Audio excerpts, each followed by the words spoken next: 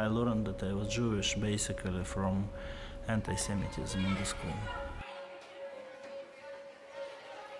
To me, being Jewish meant being different, being inferior, having some fault, some guilt, and you don't know why.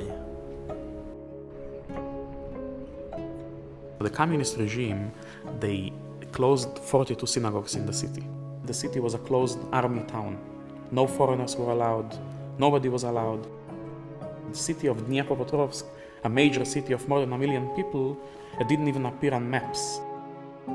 They closed down all the shuls, leave one small shul open, and control it.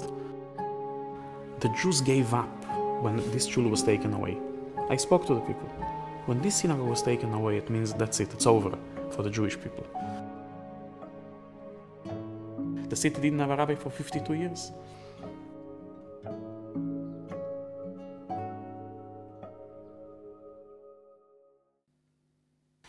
So when the city opened up in 1990, the local community called New York and said to the Lubavitcher Rebbe, so now, come back, please send somebody, we are ready for a rabbi.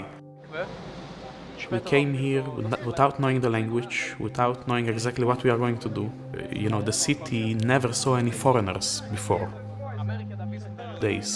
People were very careful to talk to us, so we really thought that maybe it's a mistake, maybe there are no Jews here. We came to the shul, and I think there were maybe 5 people there. People were like even standing far and aside, afraid of what's happening. I started to cry, and I said to my husband, I don't know what we're doing here. But then a few days later, somebody organized a big gathering at the hotel. Of course, it was my first Shabbos away from home. And walking into this hotel, Dnepropetrovsk, and there were 500 people in the hotel waiting for us. I saw the Shabbat table first time in my life. I saw the candles. I saw how he did the Kiddush. I saw a beautiful Kiddush cup. And my whole heart, my whole soul was crying.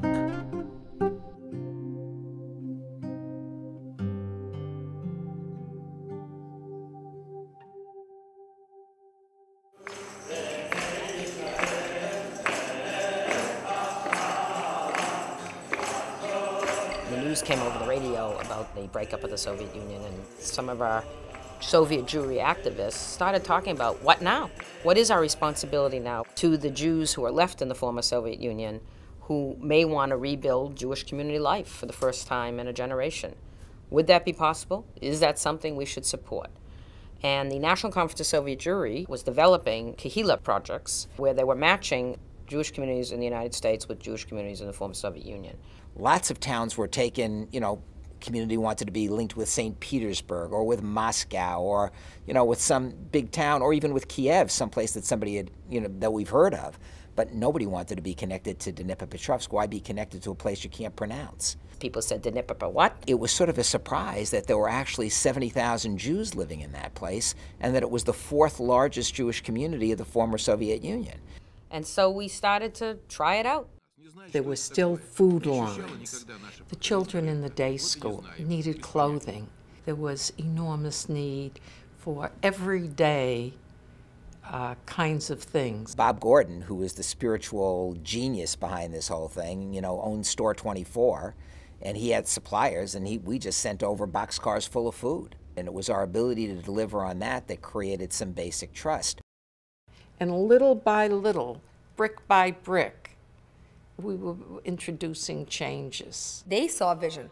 I think they saw a vision that we didn't see of we're going to keep coming.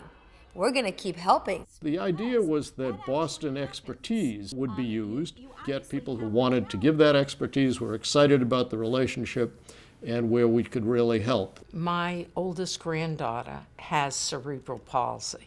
From a personal point of view, I knew its impact. We asked them, how do you help children with special needs? And her answer, I'll never forget this, was there are no children with special needs in Dnepropetrovsk.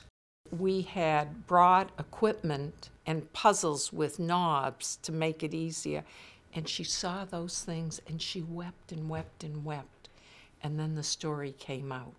Yes, there were children with special needs. It was against the law in Ukrainian law for children with disabilities to attend school. We went to Beit Hana, which is the teachers' college, and established the resource center there.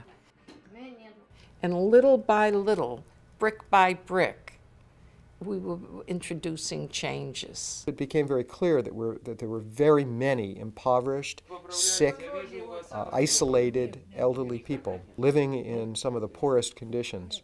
They decided that they were going to develop an assisted living center, a home for the elderly, Beit Baruch. What could we do?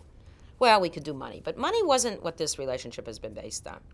What we were able to do is bring a group of experts to work with them on how to create this. Beit Baruch was modeled after Hebrew Rehabilitation Center. And one of the programs that they instituted was an exercise program, which was really quite impressive.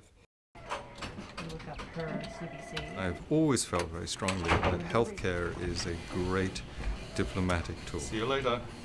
Okay, have a good day. It is a great way for communities to work together. So I'd suggested to Rabbi Kamenetsky, why don't we consider or think about developing a women's and children's health center in Dnepropetrovsk, which would have two functions. One, which would be to take care of women and children in the Jewish community, but at the same time, the same structure or the same effort would reach out to the whole city in providing support for the citizens. What we did was to negotiate with the city government that they would take some responsibilities and we would take others. Our responsibilities were to ship in supplies, medications, rubber gloves, equipment like ultrasound machines and those type of things. And the job of the government was to give us the facility, pay the heat, light, and electricity, and pay the salaries of the docs and the nurses and the support staff. So they had skin in the game right from the beginning. We wanted to work with young physicians who wanted to change the way that healthcare was delivered. Если в 1997 году заболеваемость раком шейки матки составляла 40%, то на сегодняшний день она составляет 4,2%. David Link is a very senior pediatrician in the city and the Harvard medical community. He set up a pediatric program in a similar way that we set up a women's healthcare program.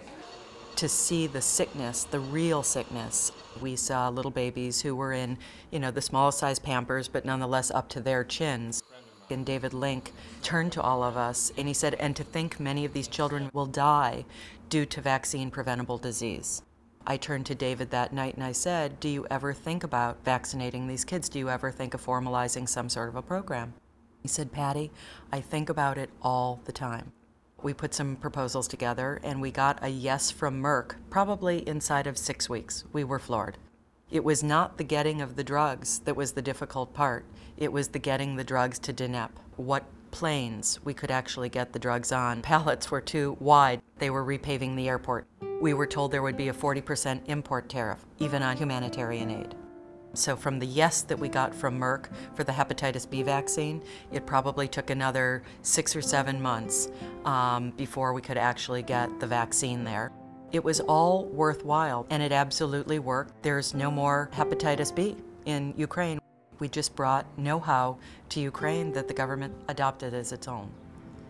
It really changes the attitude of the non-Jewish community to Jewish people here, because it's an example of the good work and good help to all people based on non-sectarian, non-national, non-judgmental basis. It's really the Jewish community became a model for the general community. We have a mayor of the city or people from the ministries, from the capital coming to these institutions and really learning. And we had the opportunity to be part of truly a miracle of rebuilding Jewish community life. How lucky we are to be part of bringing back what we thought was gone forever. What we thought would never be seen again. What we are doing here now, what we see happening here, that this Jewish soul, which is what Jewish what being Jewish is all about is coming out again. If you want to do something, if you have a good goal, everything is possible. You just need to have a goal and a desire to do something good.